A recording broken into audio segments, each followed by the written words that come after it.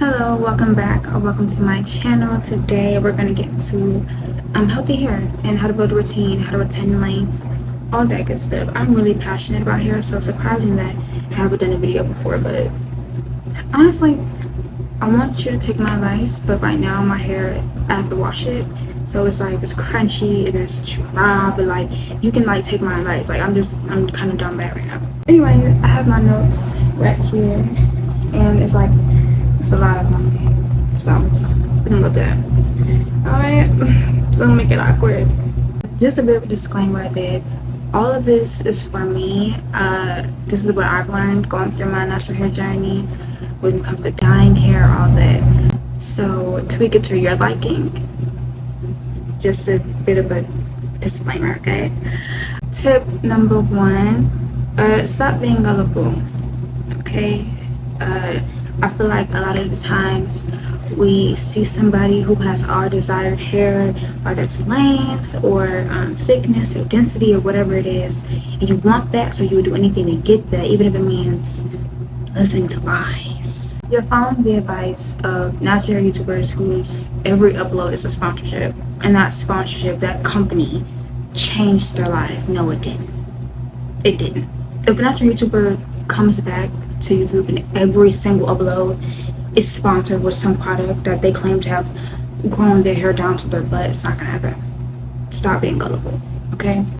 Real quick, something that I forgot to mention, I don't know where is that clip, it just disappeared, but something I forgot to mention is that you may have like 4C hair and you're listening to advice from somebody who has 3A. What she's doing may not help you, her techniques may not help you, and that's okay. Okay? Number three, you're clicking on thumbnails of how to grow your hair, and the thumbnail was a girl who one side she was like 13 with a bad perm, and the side now where her hair's all long and luscious, she's like 27. Ow. That's expected, okay? Stop being gullible. Number four, you're following the advice of somebody who has had waist length hair since they were 8 years old. And you can tell because when they do like tips and how to grow your hair long, the advice is so simple. They be like, make sure you shampoo. They be like, or they be like, make sure you're consistent. like, girl, duh. You can tell. Stop being gullible. Number five, your hair is at your ears. At this point, your hair is at your ears, and you expect this oil.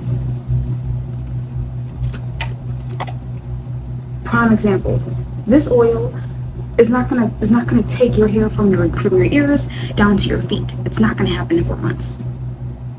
You're buying up oils because you feel like they're gonna grow. It's not gonna happen. It's not gonna happen. Okay? Stop being gullible. Tip number two, know your hair. Learn your likes, your dislikes, what your hair loves, what your hair hates. You have to learn that type of stuff. You cannot go and use products or a certain technique and your hair may hate it. You're trying to force it, it's not gonna work. Try a range of products with certain ingredients like avocado or honey or aloe vera, and then you start buying products with those same ingredients that your hair likes. Okay, or coconut oil. Number two, does your hair work better with indirect heat, like plastic caps, or with no heat at all, or with cold water? And also another thing with learn your hair is to know how to read a hair product's ingredients. Okay, for an example, I'm going to show you. This is my favorite leave-in conditioner. It's the Camille Rose Curl Love one, and I'm going to show you the ingredients. Ignore my chipped nail polish, don't even bring it up. These are the ingredients. You know what? It's very important that you use, well, if you want, again, you have to learn your hair. I use water-based products. So water. This, I have no clue what that is. Okay, I know some ingredients, but I don't know all of them. Don't just Google stuff and be like, oh, is blank safe? Because most likely they're probably going to tell you it's not safe, as in if you eat it or something, but it may be great for your hair. This is a very moisturizing ingredient. I know that. I don't know how to pronounce some of this stuff, but I know what they are. That's obviously avocado oil, rice bran oil, that's aloe vera, it's castor oil, some seed oil. I don't know what that is. Maybe I'm not the best person to. The point is, I can look at an ingredient like slippery elm. I know that's very good for your hair. It has a lot of slip, hence the name. You don't have to know every single thing on there, but it's important to know the few ingredients that will be good for your hair. Again, but you have to learn what your hair likes first. With learning your hair, on the term of me liking water-based products, does your hair like water-based products or more thicker products? Like, for example, let me show you. This product is like, it's pretty watery, but some people don't like that. Some people like super thick, like butters. I'm not really a fan of that, but some people like it. It's important to know what your hair likes. Tip number 3 is to make your wash days more often. I'm black. So with my hair, as a black woman, I've been told so many times to like wash your hair once a month. Some people do that and that's fine and it works for them, but me personally, I'm not gonna do it just because of my hair type, you know. I wash my hair, well, I haven't been washing my hair as consistently as I do, but usually I do it once a week, and dirty hair does not make your hair grow faster. I truly believe that that's not true. People are gonna tell you it's true. It's not. Your hair needs to be clean and moisturized every single day. Not every single day, but you know, moisturize every day, but not clean. You don't have to wash your hair every day. Again, I wash my hair once a week, or I try to, but your hair has to be clean, in my opinion. If you don't want to bother that, that's fine. But your hair has to be clean. But again, if you do it once a month, that's also fine. That's what the disclaimer was for, but I'm telling you, it worked for me. And what worked for me is to wash my hair more often than like once a month or once every 2 weeks. If you feel like your hair has been growing really fast because it's been dirty, it's not because your hair likes to be dirty, it's because you haven't been touching it, right? You haven't been manipulating it, you've been leaving it alone. There's also another tip, we're gonna talk about it later, but to leave it alone. Also within this tip is to try a clarifying shampoo. Like, it depends on how strong it is, maybe like once a month, once every 2 weeks. It depends on how strong it is. If it's super strong, obviously you do it once a month. If it's not, maybe once every 2 weeks. But a clarifying shampoo instead of like a random moisturizing one to really get all that buildup of your hair, your scalp, your strands, your shaft, your ends, all that. Tip number 4 is to pre-poo every single wash day. Kamaya, what's a pre-poo? A pre-poo is a shampoo. It's not really a shampoo. It doesn't really, some of them may set up, I don't know, but I feel like majority of them don't. It doesn't set up, but it's like a conditioner that you put on before you wash your hair. You can use a pre-poo. Again, like I said, my tip is to do it every wash day before you actually shampoo it, but some people do it in between wash days to make your hair a bit more refreshed. If you're like in between styles and your hair, you don't really know what to do, then you can use a pre-poo. And also a really good tip is to tangle before you go in and wash your hair. It's just it makes life a lot easier for you, I promise. Tip number 5 is that water is your best friend. Use more water within your wash day. Always make sure that your hair is wet throughout the week, and when you're in between wash days, spray your hair with water or with aloe vera. My video cut off because I don't have any storage, but as I was saying, add more water throughout every process, every single process. Whenever your hair starts to get a little bit like tacky or dry, add water. It's like it has hair on it. It's really gross, but I have a spray bottle and it's a little mister one that I got from Amazon, and yeah, I use this in every step in my routine. There's that. Tip number 6 is to wash your hair and twist. I kind of sort of brought that up before, but I wash my hair and twist instead of it just being out like this.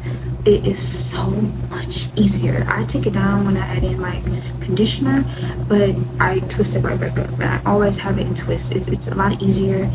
It's just easy. It decreases your chance of tangles So everything just runs a lot smoother. Just wash your hands with it, I promise. It's going to work out for you. It has to work out for you, okay? Tip number 7 is to work with your hair whenever you are doing it, washing it and braiding it up, whatever you may be doing. Work with your hair like it's a child's head.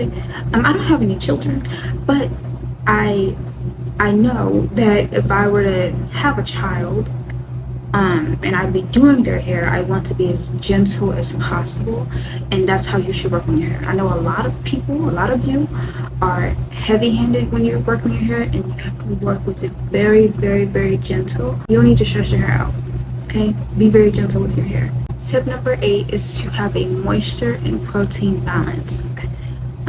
Too much moisture is not good, and too much protein is not good. You have to have a balance. Moisture is like conditioner, water, deep conditioner, all that. And protein is like a protein treatment. We all know what a protein treatment is. You have to have a balance. You can't have too much of, no, you have to have a really good balance. I try to wash my hair once a week, so I do a protein like maybe like once a month, depending on how strong it is. You never want to do a protein treatment like once a week. Even if you feel like it's not as strong, maybe the least is like 2.5 weeks. Whatever you want.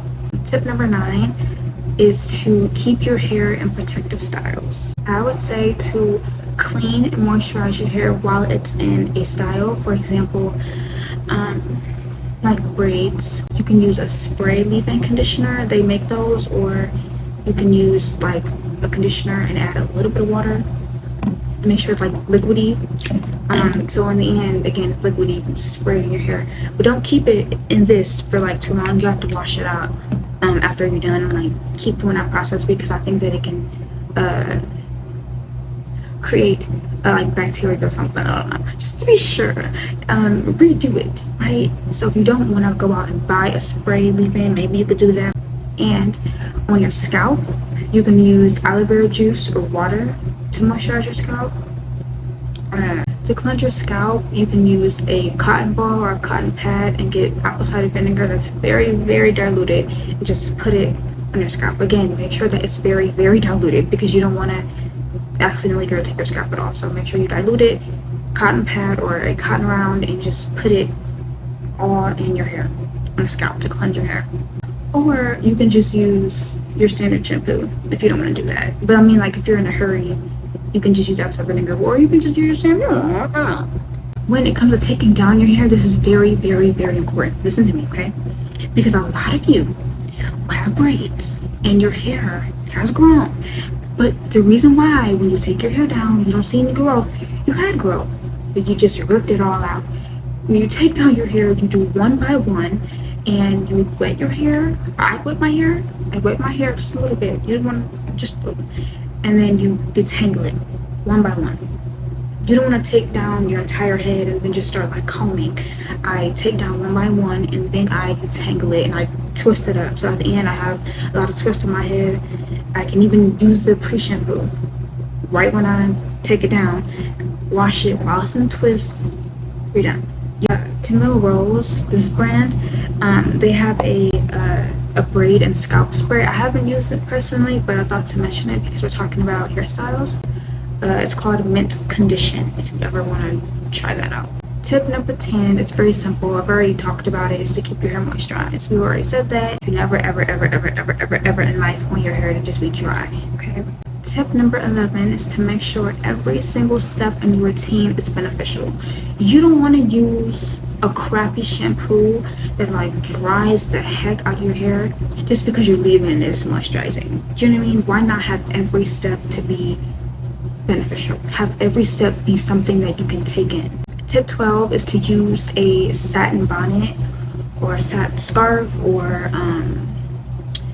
I was gonna say a satin pillowcase, and you can use one, but I feel like if you don't have a bonnet on, you just have the satin pillowcase, all the oils and stuff from your hair may get on your pillowcase and it may rub on your skin, and you don't want that.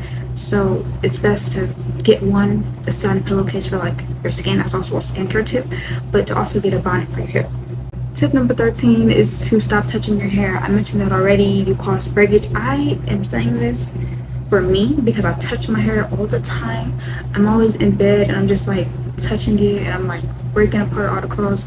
Not roughly at all, but like I play with my hair a lot, and it really helps to stop doing that. Stop doing that. Leave your hair alone because it's going to break off. Leave it alone. She doesn't want to be touched. Now on to actually making a routine. Number 1, you have to think of what days work for you. A lot of us are busy and maybe we aren't able to do things as much, which is fine. So just figure out what days work for you. Figure out what days you want to re-moisturize your hair, what days you want to wash your hair.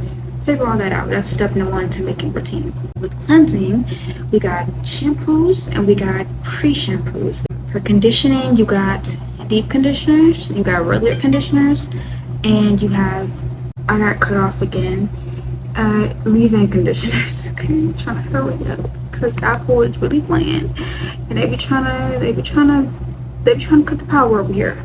On wash, look at me touching my hair. On wash day, I use a regular conditioner, and then I use a deep conditioner throughout the week. I'm gonna do a wash day video in like a week or so, which will be really fun. It's gonna be hard to film while I'm in the shower, but we're gonna do that. Don't mind that over there. It's like red Nature Valley bars and my drawer open and stuff. Don't mind that, okay? For styling, you have mousse, gels, creams, cream curls, curling creams. You have all that stuff. I'm trying to power through the video. A little bonus tip is to stop using Eco Styler gel. I'm not going to tell you to stop using it, but I'm going to tell you that there's so many other good alternatives for gels that are actually beneficial for your hair other than Eco Styler gel. I feel like Eco Styler is just full of alcohol.